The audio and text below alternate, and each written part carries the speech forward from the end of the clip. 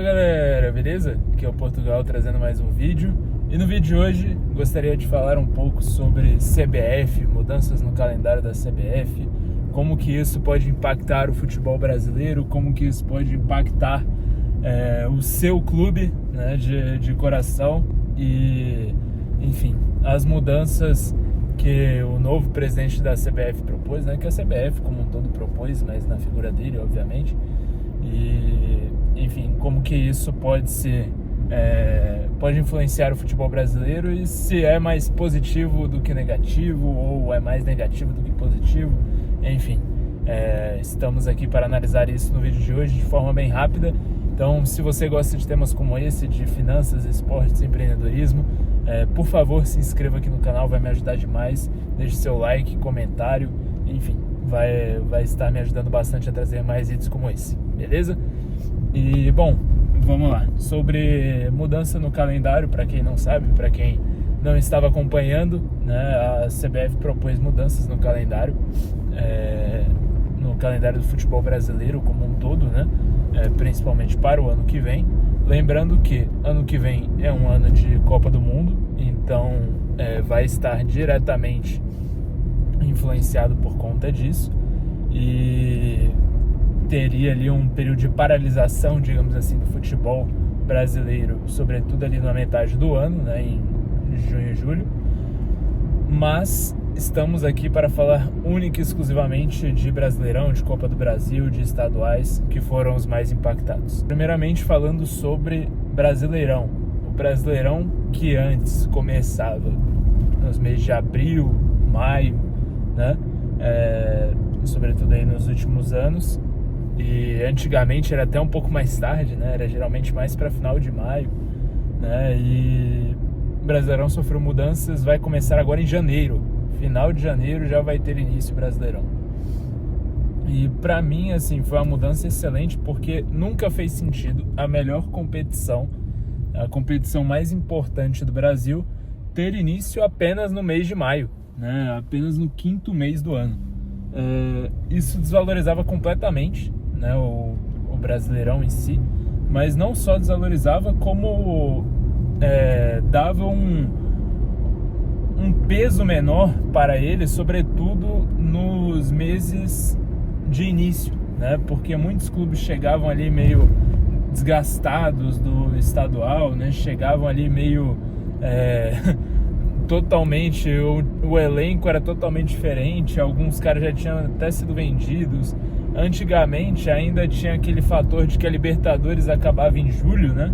Então chegava o Brasileirão ali no mês de maio, os times estavam disputando quartas de final, semifinal, não davam importância nenhuma para o Brasileirão, jogavam com as reservas, né? E agora ele começa em janeiro justamente para quebrar isso, né? Para dar mais importância, para dar mais valor ao produto e, enfim, para teoricamente ele ter um peso maior na balança do futebol brasileiro, né, maior do que ele já possui, que para mim é o campeonato mais importante, é o campeonato que realmente dita os padrões aí do futebol brasileiro, né? Então foi uma bela mudança essa questão do Brasileirão, e acho que, enfim, foi uma mudança super assertiva.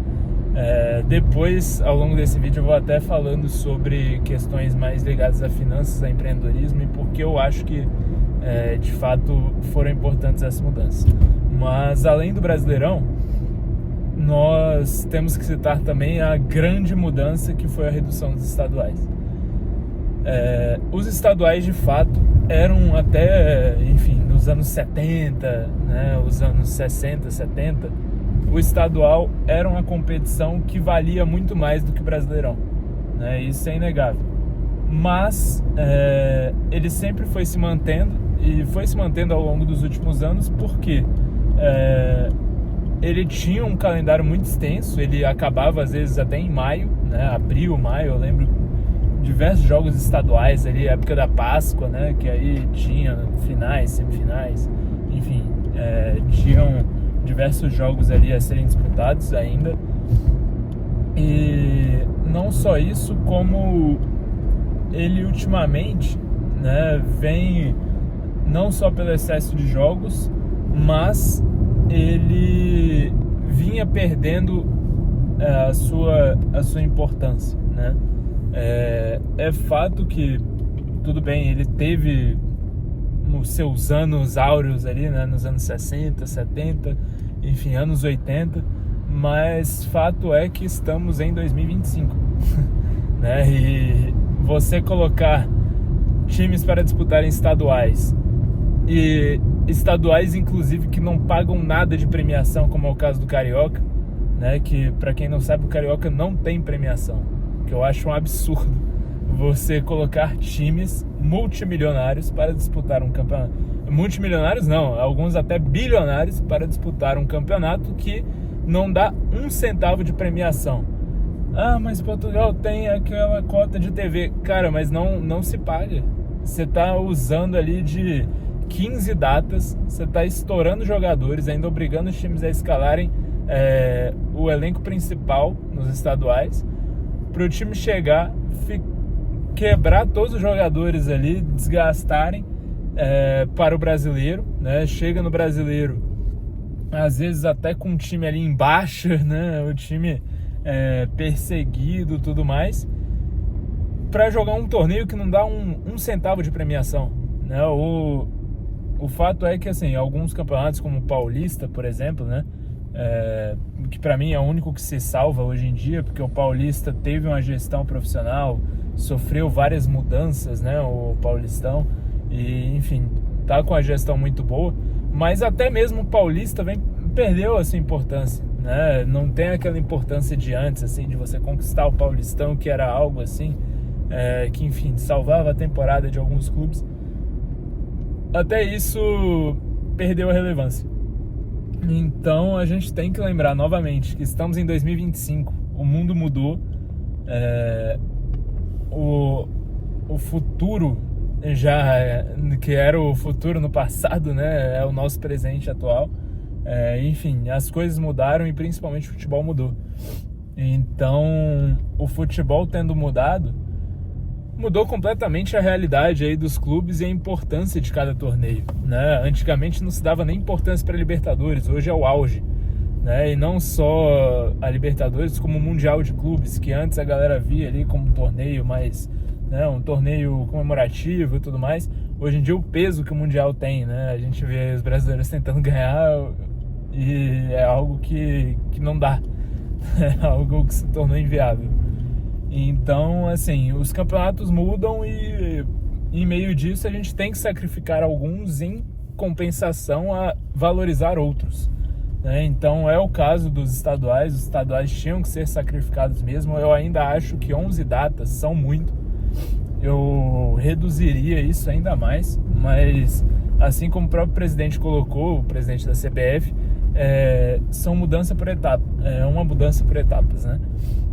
E é uma mudança que, primeiro, ela é de certa forma radical, porque mudou completamente o calendário, mas é uma mudança que, teoricamente, ela vai abrir espaço para outras. E eu espero que nessas outras, enfim, eu sou totalmente radical, sou a favor de acabar de vez com o estadual, porque para mim não tem mais lógica hoje em dia. E alocava esses clubes do estadual, que aí realmente...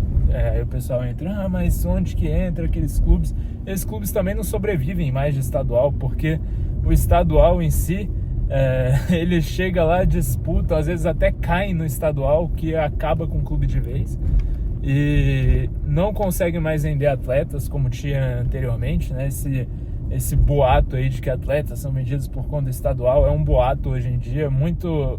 Poucos clubes contratam por conta de destaques no estadual, só se forem destaques de clubes assim já de Série B, né, de Série A, até, enfim, de clubes menores que estão disputando a Série A. E aí, enfim, são contratados. Hoje em dia é muito difícil aquele cara de destaque do estadual ser contratado e vingar, né? Não ocorre mais isso. E o estadual não pesa mais nas receitas porque ele não dá nem premiação, né? Então, como que o estadual vai pesar para o clube menor? O clube menor só vai piorar. E aí ele disputa aquele estadual em 3 meses do ano e nos 9 meses seguintes ele está quebrado, falido e não consegue pagar as contas. Então sou muito mais a favor de criar uma nova divisão, criar uma Série E aí do Brasileirão. Mas, por exemplo, até agora na Série D, né, já aumentaram o número de vagas, o que eu achei super positivo. Eu acho que também é algo que vai naturalmente acontecer, né, e consequentemente é uma questão aí de tempo. E sobre enfim, o impacto dessas mudanças, para mim são totalmente positivos. Para mim eram impactos que tinham que acontecer. Enfim, eram mudanças que já estavam demorando algum tempo e surgiram agora, né? Então são totalmente positivas, vão impactar, vão valorizar o produto, né? Porque quando você tem menos jogos e, enfim, você dá importância a determinados campeonatos, você valoriza esse campeonato. Isso acontece, por exemplo, na NFL, né, que a gente pode ver lá o produto deles super valorizado com apenas 23, 27 jogos, né? Não sei ao certo agora o número, mas isso era uma mudança necessária que tinha que ser feita e, enfim, a CBF está de parabéns, uma das poucas vezes que a CBF está de parabéns. E quando está de parabéns, a gente tem que valorizar, tem que destacar, porque realmente faz muito sentido e, enfim, eles de fato fizeram a mudança correta. Então, na minha opinião, vai valorizar o produto. É uma lógica de empreendedorismo, né? Quanto menos jogos, mais você valoriza ali o produto de fato, né? Então vai valorizar, vai fazer com que os clubes cresçam, vai fazer com que os clubes tenham os interesses ali destinados a poucos campeonatos, a poucos jogos. Então, consequentemente, vai fazer com que esses clubes dêem uma importância maior ali para os torneios que realmente interessam.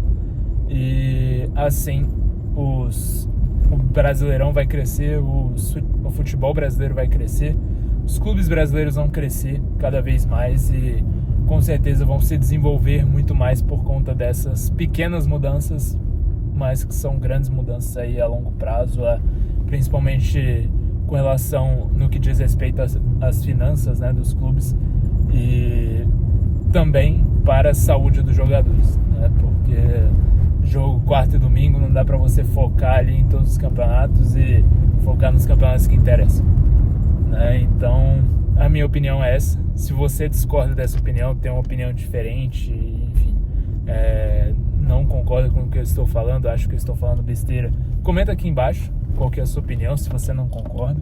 E se você concorda, se você gostou dessas mudanças, deixa aqui o seu like, o seu comentário também, dizendo que concorda, né? Vamos debater aí nos comentários se é uma mudança muito mais positiva do que negativa.